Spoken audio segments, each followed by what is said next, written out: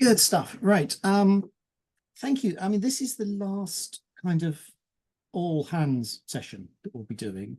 What I know that you're all submitting for December, is that correct now? Yeah. Yeah. So what I'd love to do is probably after the summer, maybe in September, is to do a one-on-one hour and a half or so session with each of you individually, to go through your assignment and get it ready for you to start doing the assignment at that point. Because I think there's a better use of all of our times to do that. And that way I can really very much do a deep dive into your individual circumstances, your individual business, and make suggestions about exactly how best for you to structure it. So hopefully that'll be a better way of using our time. Because I think that what I have found is that there's a lot of confusion with some of the bits, the way that the CIM write their assignments, and the syllabuses as well. As I said before, I'm in the middle of doing the syllabus for search engine optimization and paid search.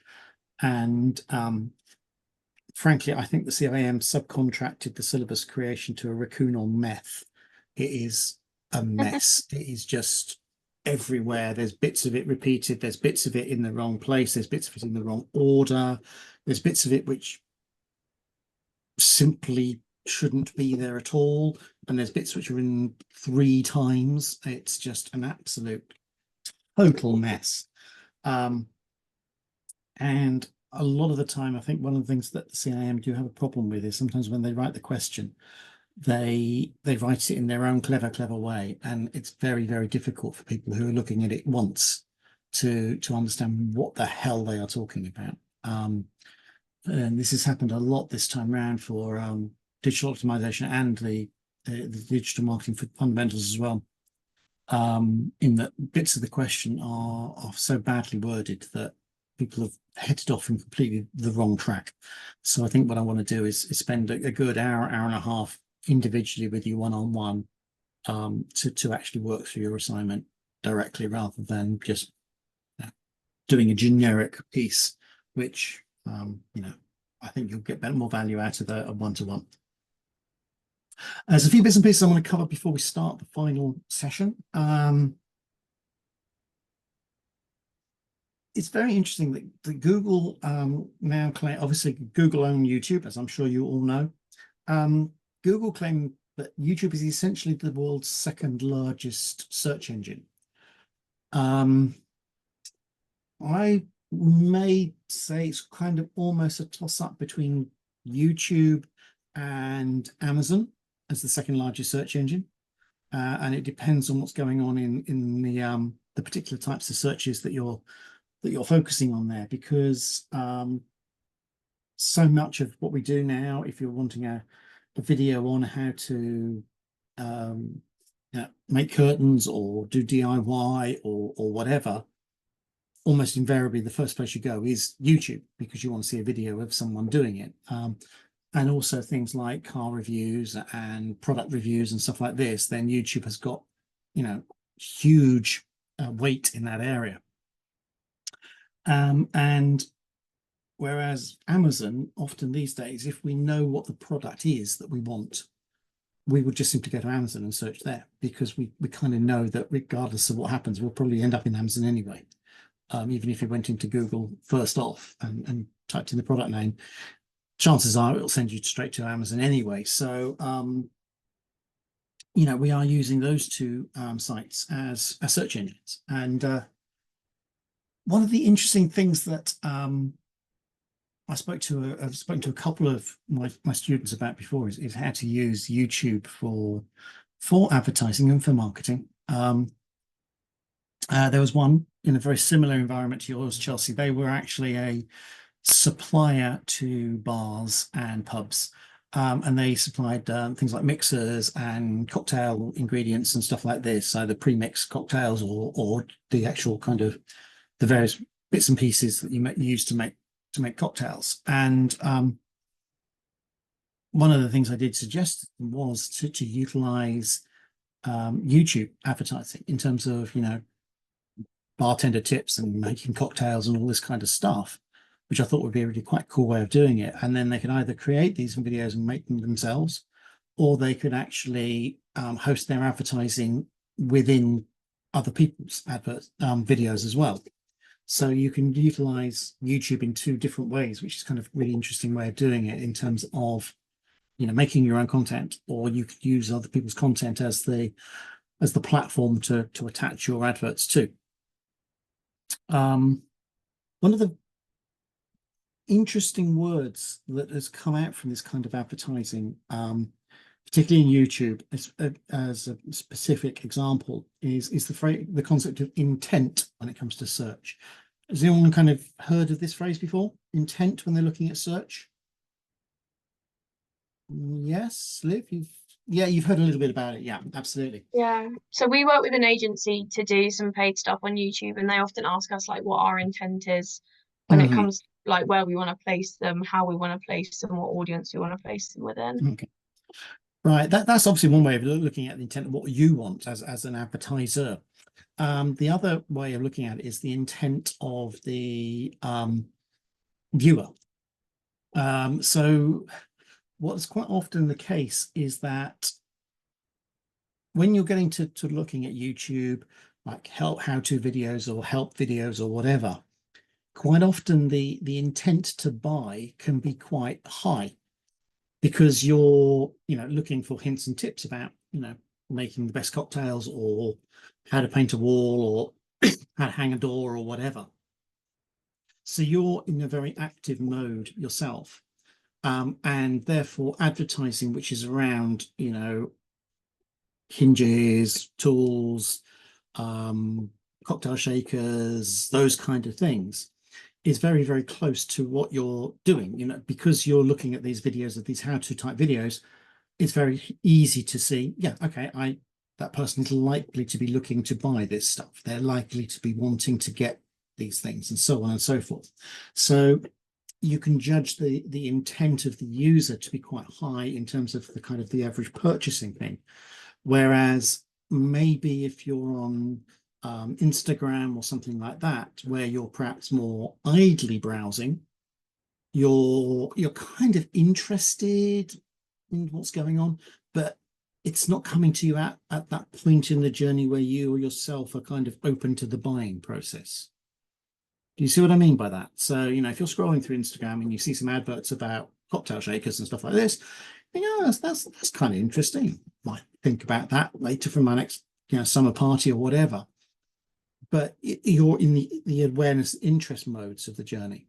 Whereas if you're looking on YouTube for cocktail recipes and stuff like this, then you're very much in those kind of desire action phases of the journey, because you're actively looking for stuff and help and things and so on. So it can be very interesting to look at how these things are fitted together and so forth. And the intent of the user is very, very key to a lot of this advertising, trying to put yourself not in the position of yourself as the advertiser, Liv, but in terms of yourself as a potential customer. What kind of things do they want to do? What is their next phase? And making sure that the advertising and the positioning of those adverts is in the right phase of the journey. So it's really interesting to see that your advertising agency is talking about intent, but I think you may need to maybe ask the questions to them, in terms of what advertising you're putting and where you're putting it and so on and so forth. And I guess because our product isn't that sort of product. Like nobody's going to buy a digger off a YouTube video, and if you do that, it's some serious intent you have. Yeah, no, absolutely, completely. What you're looking to do, like you say, it's a solution to the question they're searching.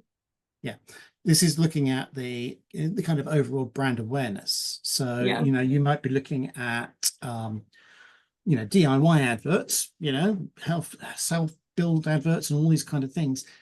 You might be putting some stuff into those, but you're not going to be, expecting people to suddenly drop 150k on an excavator on the basis of a YouTube video. Yeah, it's not what we're expecting. No, indeed, absolutely, indeed. So, but it's really important to get that kind of intent message there. One of the good things about YouTube compared to Google search engine is this dwell time. And I think this is one of the reasons why Google are investing so much into YouTube. Because obviously with a search engine, the aim is to go to there and get out of there as quickly as possible. You know, essentially you've got one click, one ad, and you're out. Or even like way less than one ad. You may be sort of like, so if 1 in 10 people click on the ad and another 9 in 10 actually click on organic search, then Google is making a tenth of an ad per visit. Whereas on YouTube, obviously you're watching YouTube and you watch the adverts at the beginning and you maybe watch the adverts in the middle, and then you watch the next video and you're watching another advert and another advert. You're actually getting 2 to 3 adverts per visit, of course, all paid. So, you know, Google is making a lot more money out of YouTube than it would do per visit rather than it would do out of just Google search itself. So it's a really interesting kind of difference in their business models for those two things. It's really quite interesting. Another thing which is quite common is this sponsored content. I'm sure all of us have seen the adverts, the videos where people are doing reviews in the middle or whatever. Yeah, it's sometimes it can be really kind of awkward. I don't know if you've ever looked at these things and they're kind of like cringy. Yeah.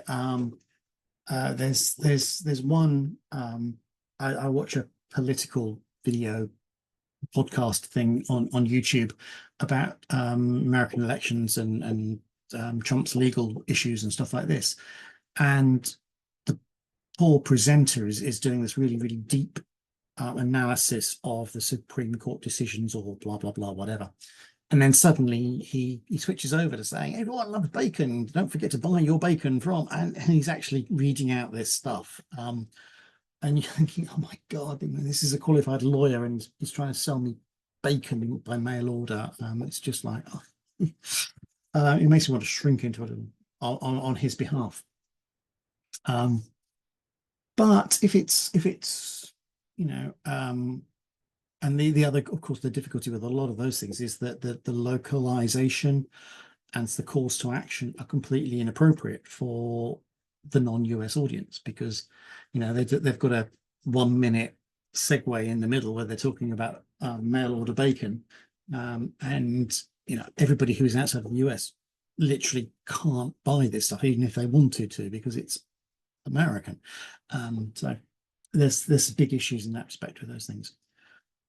So Liv, your agency were talking about YouTube advertising? About advertising on YouTube, yeah. Yeah. So what did they suggest? We did a press release, and part of the press release was a video. And so Uh-huh. basically we ran short, like different sections of the video as adverts, as like an ad break advertising. And we found it actually gave us really good results. It's sort of the first time we'd run this sort of thing, Hmm. in relation to a press release. And yeah, we were happy with the outcome of it. Oh, cool. So you managed to get some good targeting of audiences Yeah, and stuff like we that, got did you? quite a lot of click through, which was good because we were running it on sort of a new product had been launched, and then we placed the ads within that product video or like the products um around that sort of product. So, Oh, okay. Okay. Oh, cool. Because a lot of YouTube stuff, certainly in the business to business world, is a lot of kind of video case studies and stuff like this, which I think we talked about this before. Because the things about CFOs and CEOs of organizations is they love the sound of their own voices. And if you say, oh, could you do a lovely piece of video about what brilliantly clever things you did by choosing this product? Quite a lot of them will be very happy to do that. And so it can be very useful for that kind of stuff as well. But if you look at organizations like B&Q, you know, they actually create a huge amount of content and they put that through YouTube for you know the reasons of getting those intent searches, those how-to searches coming to them and then hopefully people collecting that information and buying their stuff from B&Q, fairly obviously.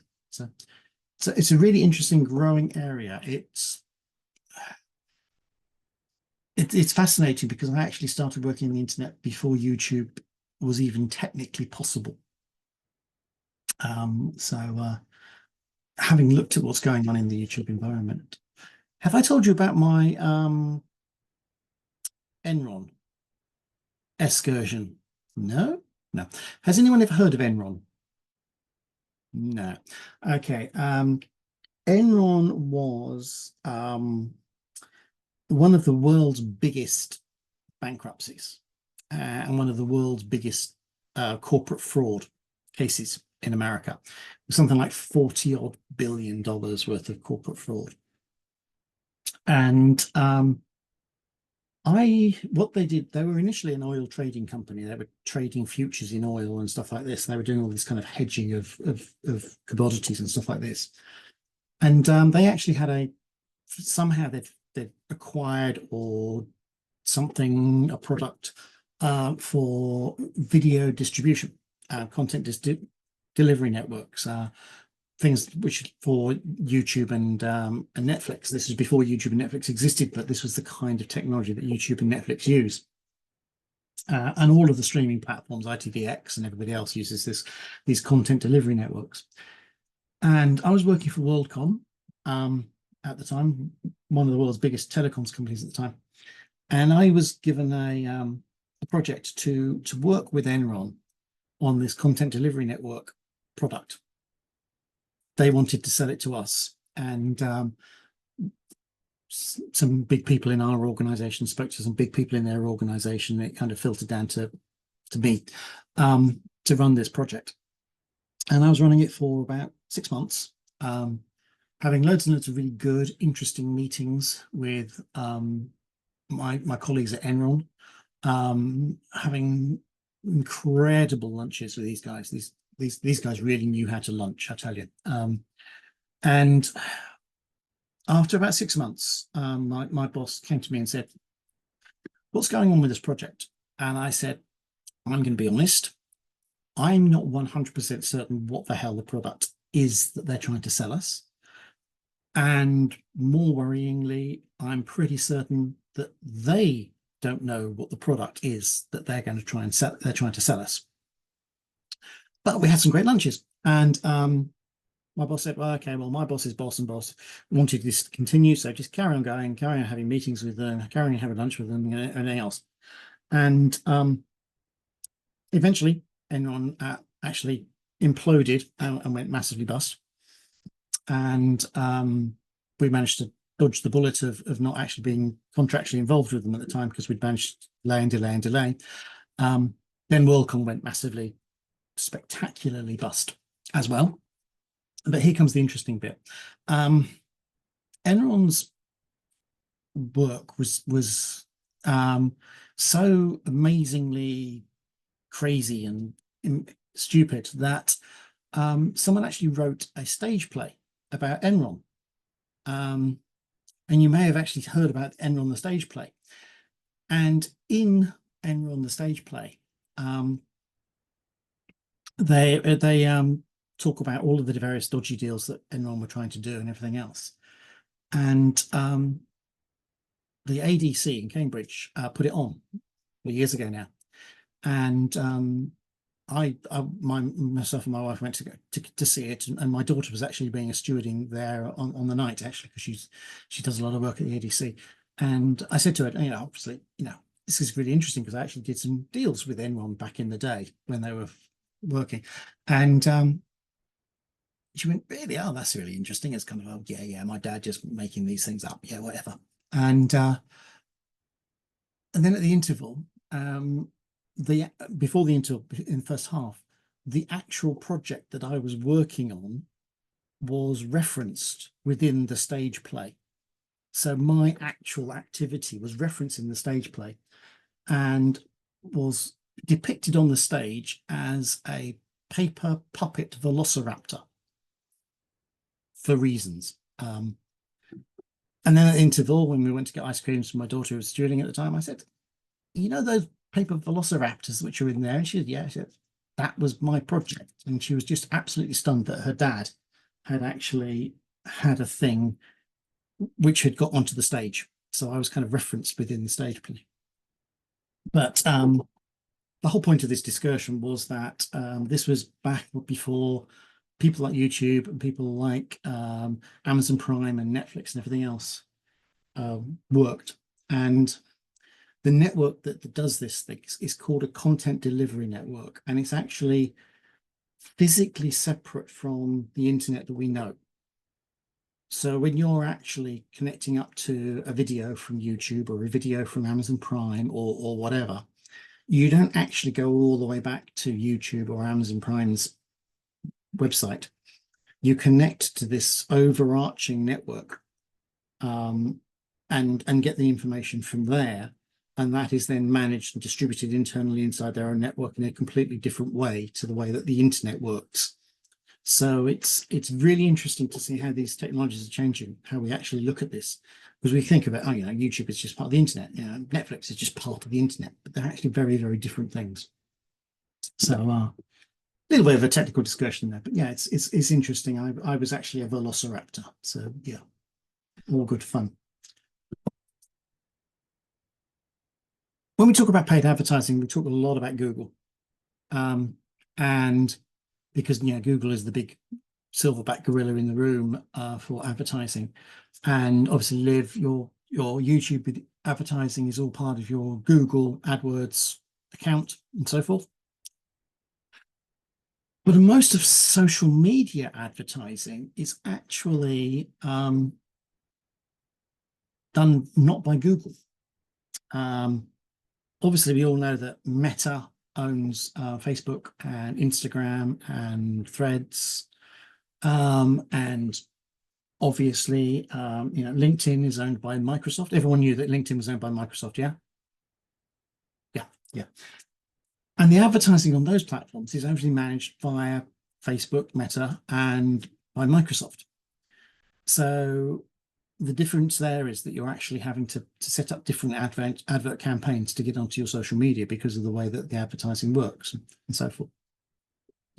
So, but the really interesting thing about social media advertising is that it is growing far more rapidly than search advertising, because people are spending more time on social media and they're actually using kind of the apps on their phone to get onto Instagram and stuff like this. And so the adverts, they're not getting kind of diverted into the web browser environment, they're getting directed to the app. And there's a huge amount more dwell time in this stuff. And the other really key important thing is this highly personalized and highly localized advertising that you see. And we've all seen this where, you get adverts for, we're looking for 55-year-old men in the Cambridgeshire area to do our fitness challenges and all that kind of stuff. Obviously, you're not seeing those ones, but I'm seeing those ones. You're seeing the equivalents for yourselves. But you're seeing them very tightly focused on your age group, obviously your gender, and your physical location, because these social media platforms know everything about you. They know so much about you that it is quite frightening. And this is giving them personalized and localized information, which allows them to sell advertising and personalize this advertising really amazingly tightly. Obviously, I showed you the advert my wife got from basically standing outside a jeweler's in Cambridge.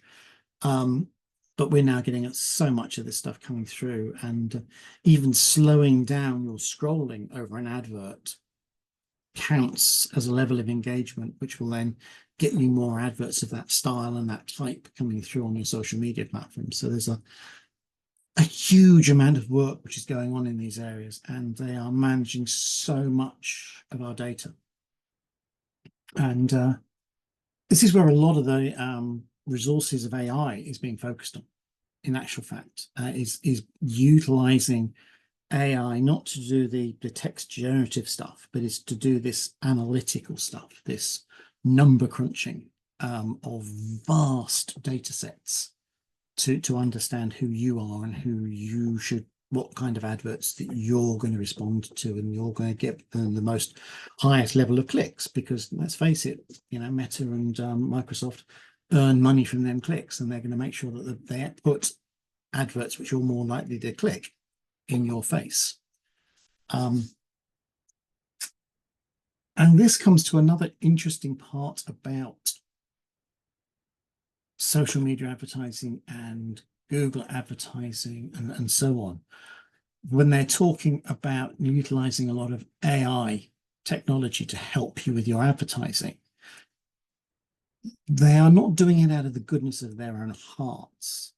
What they're doing is they are doing it to make sure that more people click on your ads, because the more people that click on your ads, the more money that they earn. So if you're using a lot of the dynamic display ads, a lot of the AI generated advertising, a lot of the automated shopping advertising that is going on in these different platforms, you need to make sure you're keeping it on a very, very tight leash, because otherwise it can eat your budget rapidly. Because they start going, oh yeah, there's interesting words in there, so we're going to adjust your keyword searches to use those interesting words.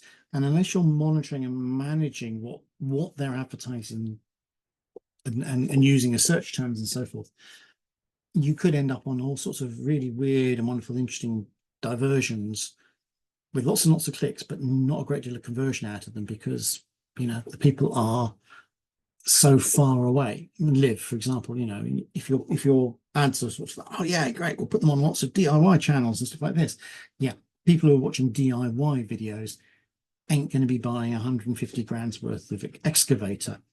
So just because you've found these linked search terms does not mean that those are good search terms for us. You've probably experienced that yourself already, have you, when you've been doing stuff? Yeah, we are really cautious about who we advertise to, because obviously we work with a lot of global organizations, but which sometimes makes targeting really hard, because we're trying to appeal to just certain areas or certain peoples or certain sectors within those massive companies. It can just get really messy, and then it like tries to suggest an audience, and you're like, no, please don't. Like, I'm trying to do enough already.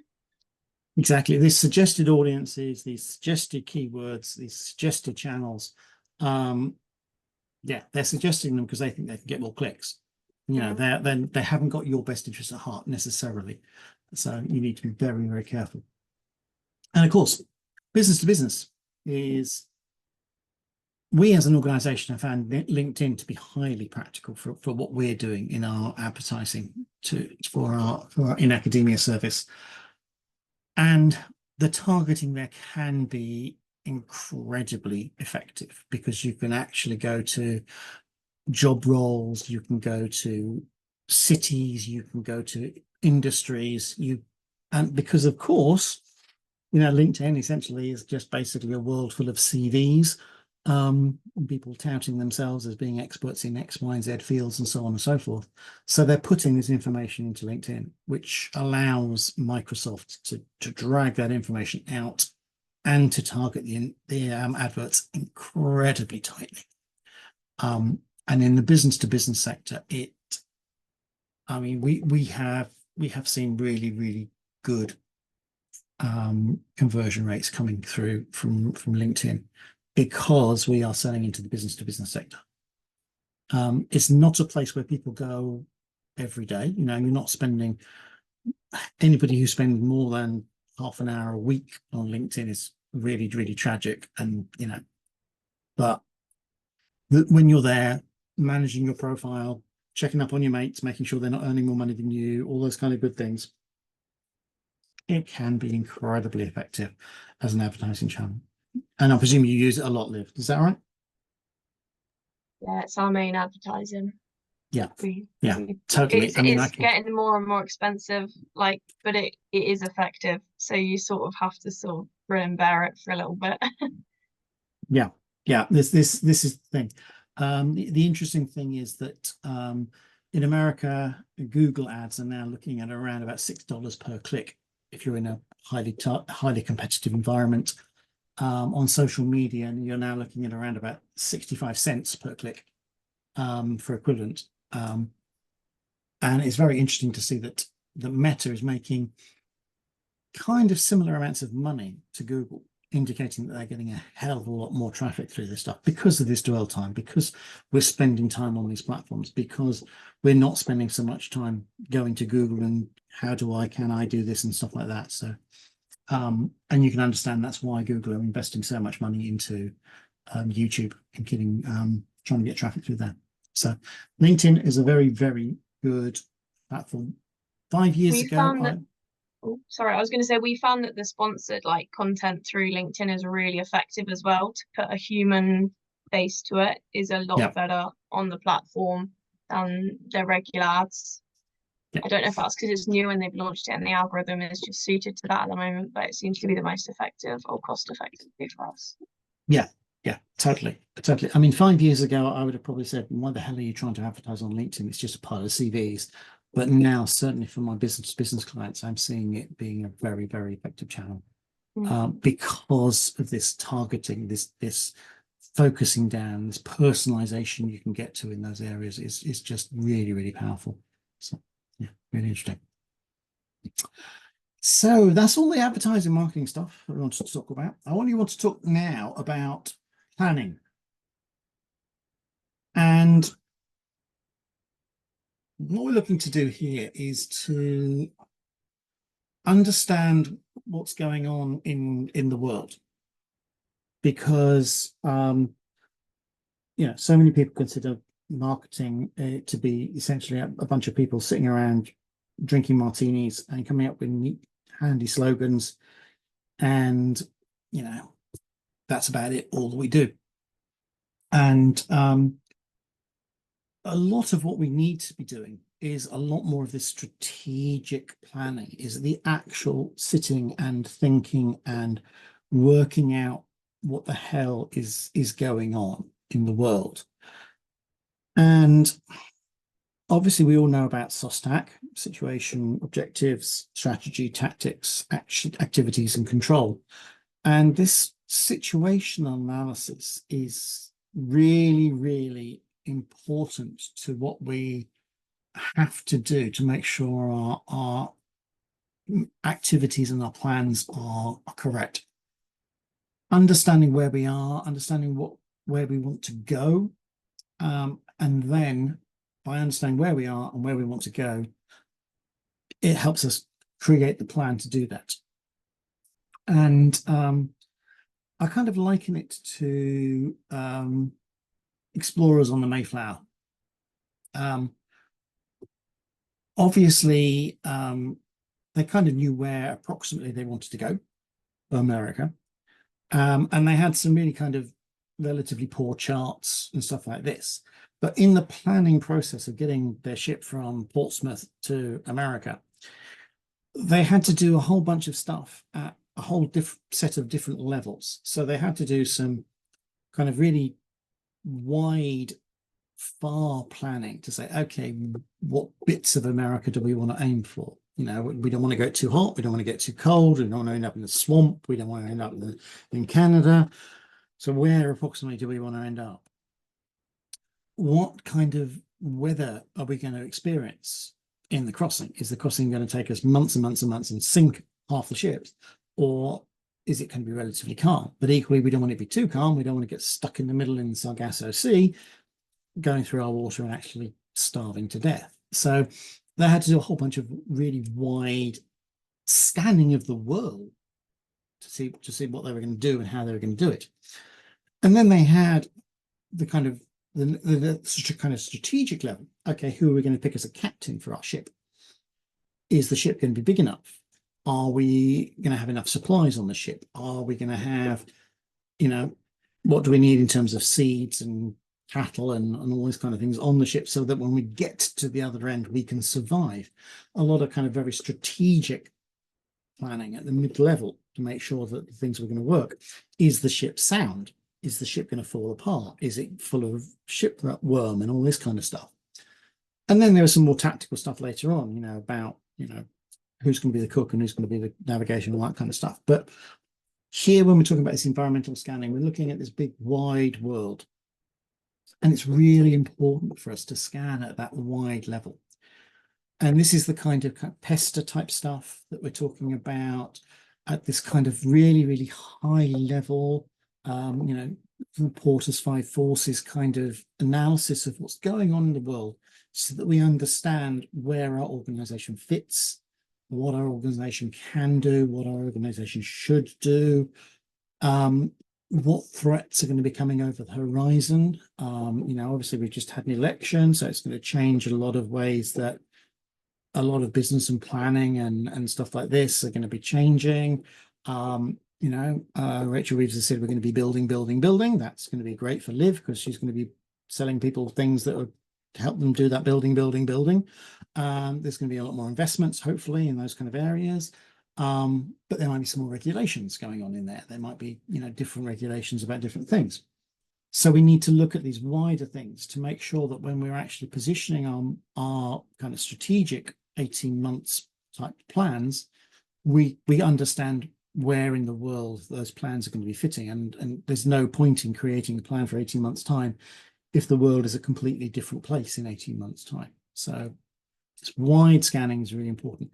And I call it supra macro, bigger than macro. And I kind of define these categories instead of having two, which is micro and macro, which is the way that CIM work it. Micro being inside your organization and macro being inside your industry. I look at this super macro, which is the actual world our industry is working in. And it's really important for us to look at that super macro environment to understand what's going on out there. So, yeah, put your big glasses on and have a look at what's going on in the world. And this is really part of this environmental scanning. So we're looking at what's going on in terms of, you know, where the market is going. Is the market growing? Is the market static? Is the market shrinking? Should we be entering new markets? Are there new markets coming along? Are there new competitors coming along? Is there industry consolidation happening? Is the world changing from print to 100% online? Is the world, the way that people access information, more on a monthly subscription or a purchase basis? All of these different ways that the world is changing are really, really important for us to understand. And also what our customers are doing. So you know, are our customers moving away? What kind of churn rates are we having? Obviously, everybody knows what churn is. What kind of churn is happening? Are we having, you know, good loyal customers, or are they coming to us buying something for once and then never coming back? You know, that's the kind of wish.com, Temu kind of thing, you know, people coming on once, trying it out and then thinking, you know, or people who are, you know, very, very loyal customers who are coming back month after month after month, year after year after year, and so on and so forth. And interesting kind of examples of what's going on in this area. Passenger airplanes. Okay, none of you are in the passenger airplane business, but you've all been flying. I mean, obviously, Liv, you couldn't fly, so you went on the train. But it's really interesting to look at that kind of passenger airplanes as an example of what's going on in this kind of field. 30 years ago, Airbus thought, hey, wow, we're going to need some huge planes. Absolutely. Has anyone been on a 380? Anyone actually been on an A380? Has anyone ever seen one kind of live up close? No? If you go out of Stansted, you wouldn't see them because they don't come to Stansted. But if you go to Heathrow, you'll see these A380s, and they are just incredible. You think a 737 is big. You know, a 737 is tiny compared to these A380s. They're huge. And Airbus built these things because they thought that the world was going to still live in this hub and spoke model. So that if you were in Manchester and you wanted to get to Dubai, you were going to take a plane down from Manchester to Heathrow, and then you were going to get on another plane from Heathrow to Dubai or to Sydney or wherever. Because that's what they thought the world was going to be like. But of course, that doesn't happen now, because if you want to go from Manchester to Dubai, you can actually get a smaller plane from Manchester directly to Dubai, missing out that journey. And it meant that actual airlines wanted slightly smaller planes, which they could actually do these long haul flights in. So if there was 300 people in a day in Manchester who wanted to get to Dubai, right, we'll put 2 planes on. That's fine. We can do that. It's okay. Not, oh, okay, we're going to ship those 300 people, and then we're going to add them to another 300 people, and then we're going to stick them all in one plane and take that out there. So the world changed. And so therefore the products that Airbus were creating weren't quite the right products. But they've adapted and they've changed, and they've now moved into this the A220s, which are tiny little things, which are designed for, okay, we can only get 120 people from Manchester to Frankfurt. No problem. We've got a plane which can do that. We've got a nice, effective, cost-effective plane which can do that. So that's great. So this point-to-point model, business model, worked for them. And obviously things like customer satisfaction, the fact that things kept falling off Boeings and they kept crashing and stuff like this, meant that really it showed that both Boeing and Airbus failed in different ways. Airbus failed because they thought that the A380 was going to be great for them, because they thought the world was going to be a different place. And Boeing failed because they thought that they could just keep on going with exactly the same product as they were before, the old 737s. They thought they could just keep on using the old 737s forever and just keep on changing the engines on them. And basically they mucked that up properly. So both of them failed, but they failed in different ways. But the next thing you need to look at is to say, okay, do this, what we call gap analysis. What's going on in the world? What's going on with our competitors? What are they doing great that we're doing poorly? What can we learn from those people? And that's not just people within our own industry, it's people within other industries, where we can actually have a light bulb moment. Hey, wow, that's quite a cool thing. We could try something like that in our area. And this is gap analysis, from where you are to where you want to be or where you need to be. And so this is identifying the improvements here, identifying the gaps. And when you're writing your assignments and when you're looking at the assignments in total, think along the lines of these gaps, because the assignments say compare yourself, show what other companies are doing, show what you're doing. Strangely enough, that's kind of the CIM hinting, okay, guys, if you're writing down what these companies are doing and what you're doing, hopefully you'll all recognize there's differences between what we're doing and what they're doing. Or maybe our plan could be focused on kind of closing those gaps, filling those gaps, identifying, hey, Brewdog are doing some brilliant stuff in this area. What can we nick from them? What can we learn from them? And so on and so on and so on. Pearson are doing some good stuff. Is there anything that we can learn from Pearson? Those kind of things. And this identifying improvements, identifying gaps, really, really then drives this marketing mix, drives your objectives, drives your strategy to go forward, because you now know where you want to be, where you are, what other people are doing, which is really quite cool, and then you're doing quite badly. Your marketing mix just literally falls out of those analyses. It should land on a plate from that analysis. And I've said before, what you want to avoid doing is solutionizing, coming up with an idea and going, right, okay, this is an idea. We're going to have this brilliant idea. I had this fantastic thought. I'm going to do that. You need to do these things first, and that will then drive what is effective marketing, what is useful marketing, what is practical marketing. And then obviously we need to measure our productivity and measure what's happening in terms of leads, in terms of conversions, in terms of return on marketing investment. And then once we've gone through this process here, we identify, have we got to the right place? Are we getting there? Is it working?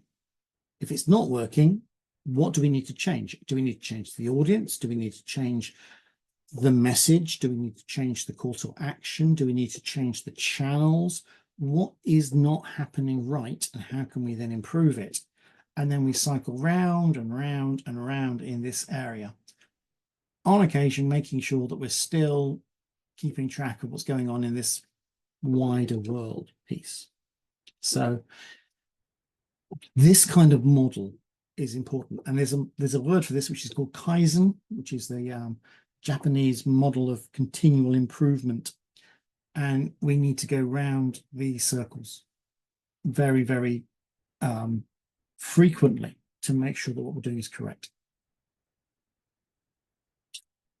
So just to go over this again, scanning, supra macro is the wider world, the environment we're working in. That's the pester type analysis. That's what monsters are coming over the hill to scare us, what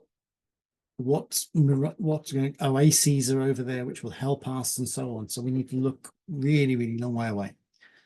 The macro is very much a kind of like your Porter type analysis and your SWOT type analysis. What's going on in my industry? Where am I good? Where am I bad? What can I do to make my bad things good? What can I do to make my good things better?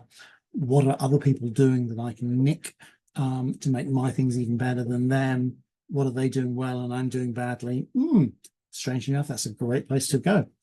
And of course, that affects your micro analysis, which is, your click-through rates, your churn rates, your lifetime value of customers, and so on and so forth. Your website traffic, your leakages on your funnel, your customer journey.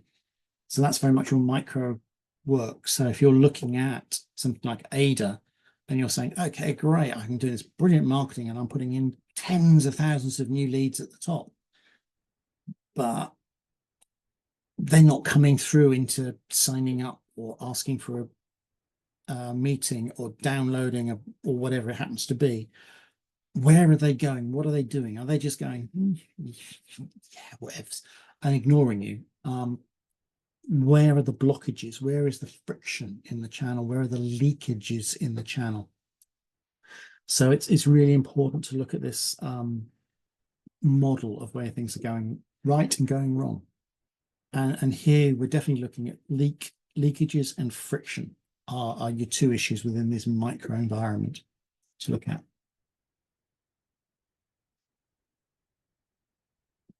And so this is the gap analysis, identifying best practice from macro and super macro, identifying your capabilities. This is part of your micro analysis here.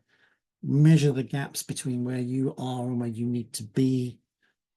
And that drives your plan. Your plan naturally comes out from those activities. And if your plan comes out and you're thinking, well, actually, I was thinking of doing X, and this is telling me Y, then believe the data. The data will show you this is what's the good things are going on. Don't get obsessed, and most importantly, don't let your bosses influence this. One of the worst things that could happen is that a boss listens to a radio program on a Sunday morning and then comes in on Monday and goes, oh, Liv, I've just heard about this thing about apps being the great thing. When are we going to build our app? Whatever it happens to be. Oh, for Christ's sake, we don't need an app. We've already got an app. You just didn't know we had an app, or whatever it happens to be. These things will come out of this process, this activity here, and so on and so forth. And it may be that in actual fact you look at it and go, actually, what we need is augmented reality, so people can take a scan of the broken part, and we can identify what parts you need and what parts fit your digger or whatever it happens to be. Great. Or we can look at the sales data from our pubs and know what's going to happen next. We can look at the fact that this Wednesday Probably quite a lot of people will be down the pub. Let's make sure we've got enough beer in and all that kind of stuff. I'm hoping you're looking for a good Wednesday, are you, Chelsea? There. Yeah, definitely. It always makes me happy when we go to extra time and penalties because it means we get more sales. Absolutely. Like everyone else is thinking, no, it means we get an extra hour out of people. So yeah, cool. Wednesday. Great. And so will you be actually kind of doing any active promotions between now and Wednesday? To be honest, we're quite lucky with the football. We have like our sports sites. So we, as soon as England look like they're going through, all of the bookings start coming through because people want to be there because we make it a really good atmosphere with DJs and stuff. So we're quite lucky in that aspect. But then we have other pubs which don't normally do it, which will then start promoting because they'll get TVs in and stuff for the semis and the finals. So they'll do a bit of social and bits. But yeah. Oh, cool. So basically, I suppose for those pubs which don't normally do sports, you kind of give them almost a kind of a toolkit of things and say, hey guys, if you're doing local stuff, here's some stuff that you can use and graphics and all that kind of stuff, and give them some white labeling kind of things that they can do. Yeah. Yeah.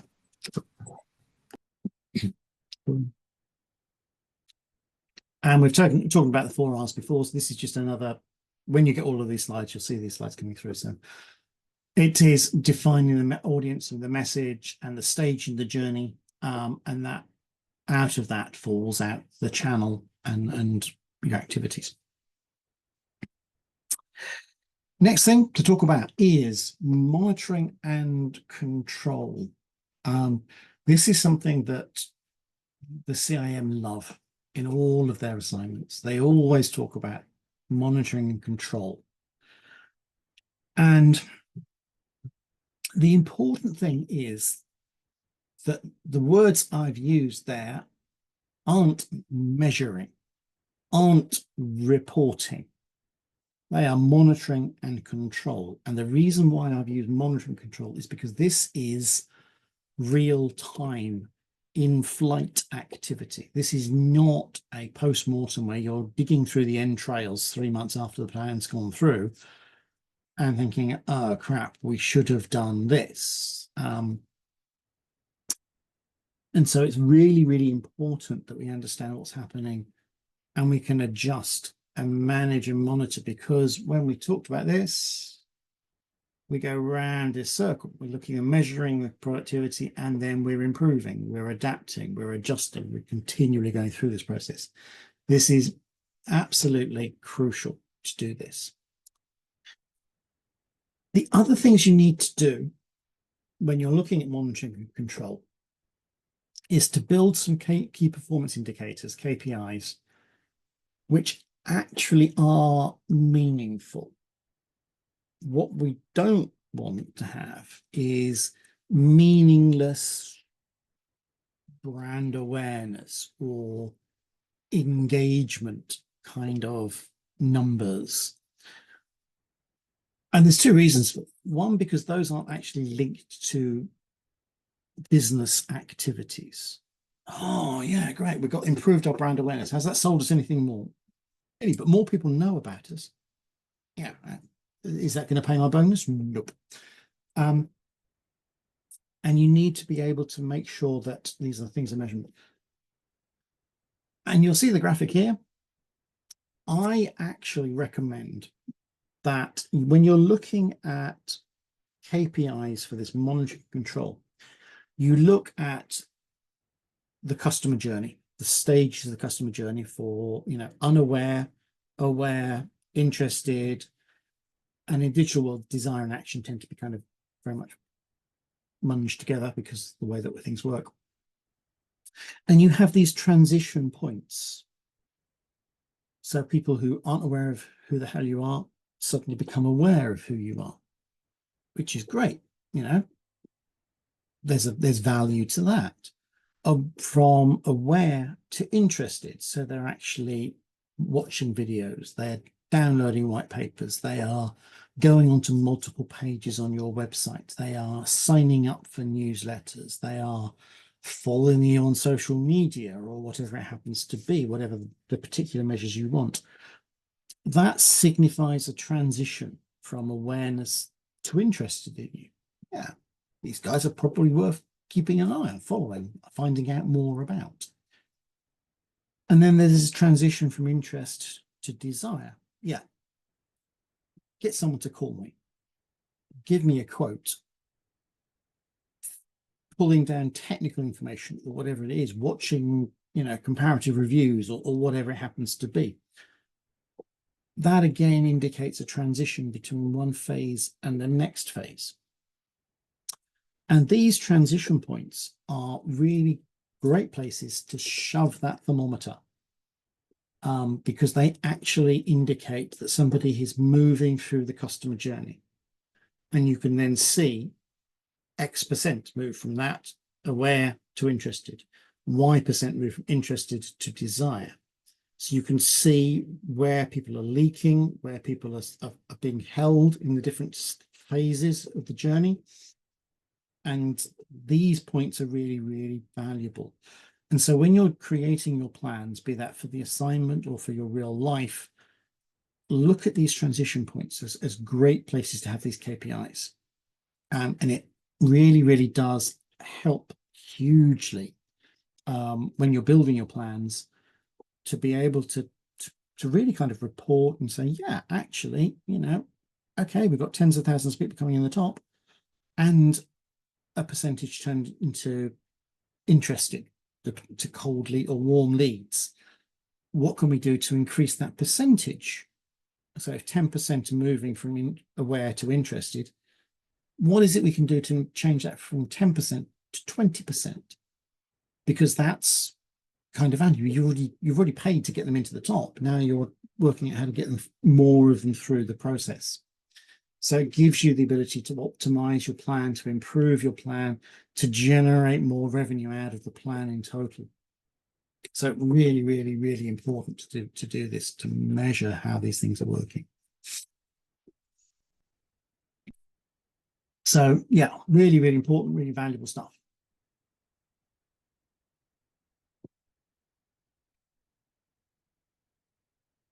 What you need to do is you need to identify these KPIs first, and you need to make sure that, certainly for the assignments, you're not simply creating a shopping list of, we'll measure our increased web traffic using Google Analytics.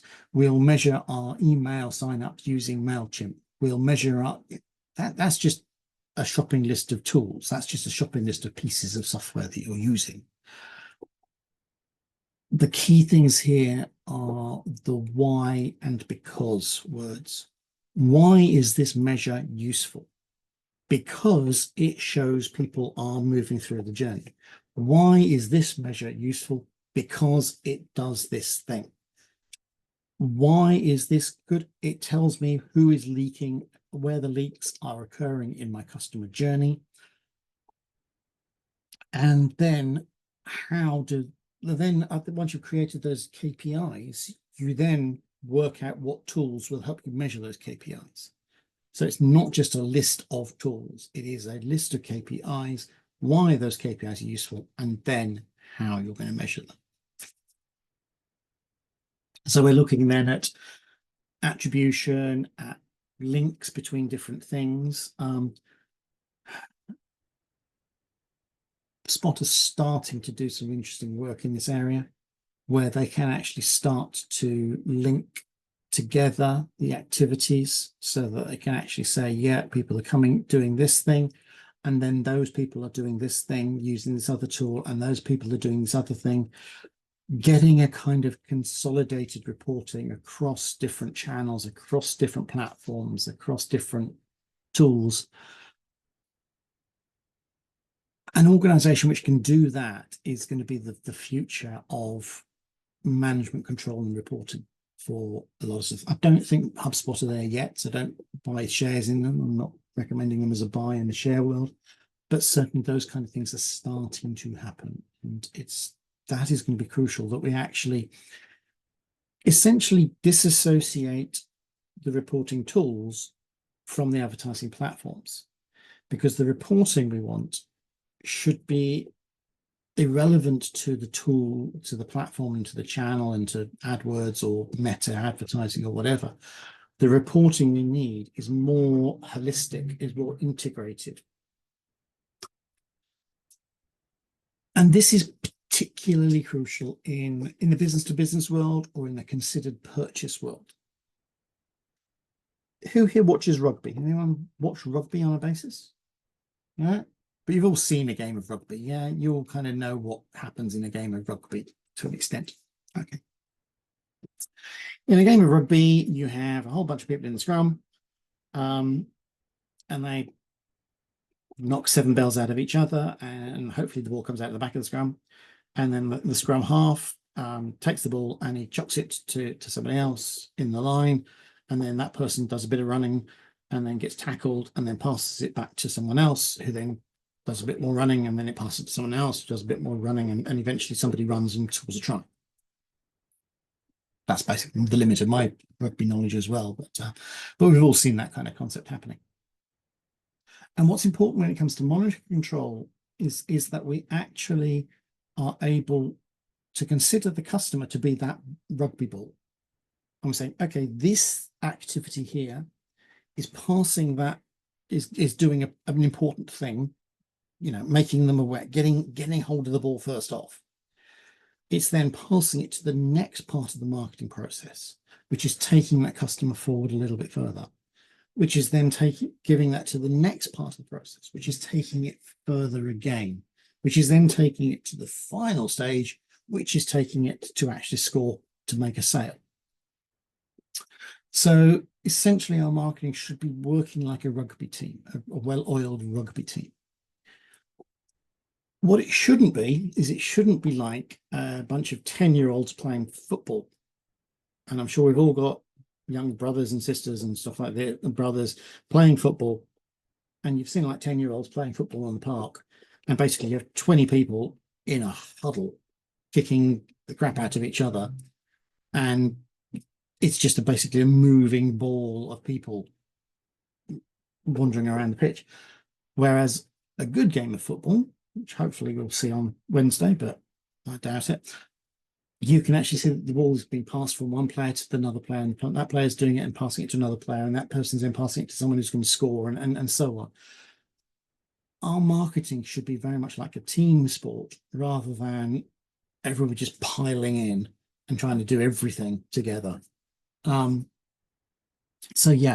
when you're talking about your plans, when you're making your plans up yourself, consider each of the channels, each of the activities to be working as a team and doing the right element of the particular activity themselves, the thing which is best suited to them.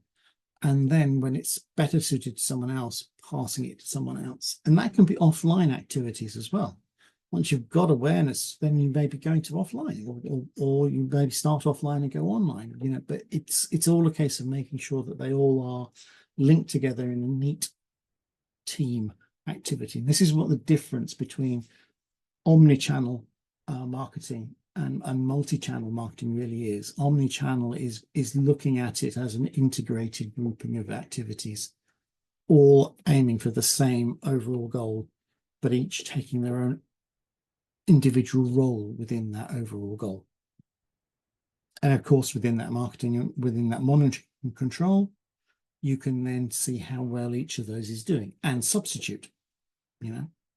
Oh, they're not doing very well. Let's substitute them and put someone else in to do that job instead, and so on. So yeah, we're kind of team managers of teams of marketing activities and marketing channels and marketing goals and everything else. It's it's a really kind of interesting way of looking at things in this respect. And I have kind of covered all the things I wanted to cover within digital marketing. And I hope I haven't bored you, and I hope I haven't been too discursive and wandering off onto tangents all the time and stuff like that. Has that helped you understand what's going on in this whole marketing thing? Yeah, thank you. Yeah, That's been really helpful. Yeah, good. Has it been interesting? Have I actually kept you awake? Have I actually kind of engaged you? Because I please be honest with me. I mean, you know, I do recognize that I'm getting to be much older than most of you guys, and obviously different gender as well. So I want to make sure that what I'm saying is appropriate and is of relevance to you guys. For me, the stories always help because I'm the way I learn is like I like to put it to something that's in the real world, if that makes sense. So then you can understand it better. So I think the stories actually help me personally. Yeah. So my life is built around stories. Storytelling is what I kind of do in this respect, because it's the best way of getting things across. I think, you know. Right. Okay. Well, what I'll do is I've got this videoed. I'm going to say I hope you all have a great summer, and I will be in touch with you probably in September to discuss doing your one-on-ones. Would that help you? So do we need to be doing anything between now and then other than I would stuff? say going through the actual workload, which is on the CMC's website, suggested sections and stuff like that. I am here all of the time. If you get stuck on something, if you can't understand it, or if you think actually, yeah, I didn't get that, I'm here. I'm always going to be here for you. Over the summer, you've got until December, so you've got plenty of time. I would chill a little bit, let things ferment and mature in your thought processes. Look at what's going on in your businesses and think, is that interesting? Whatever. Be curious, be questioning in your businesses. Why do we do this? Why? Ask why all of the time. Why is a brilliant question to be asking your management, the rest of your team, because it helps you clarify what the hell it is you're doing, and why you're doing it. Hopefully they'll give you those becauses. Why and because are your friends in all of your marketing. And then in September, we'll arrange the one-on-one sessions. We can do them during the day or we can do them in the evenings. I'm cool either way, whichever works for you guys. And then we can actually work through your individual businesses, your individual assignments, and get you the best assignments you can. Thank you. Great. It's been a pleasure. I hope you've enjoyed it, and I will be dropping you a line with all these videos very, very soon. And I haven't forgotten, I will be sending you the SEO and paid search guides once they have been finished. You will be getting preview.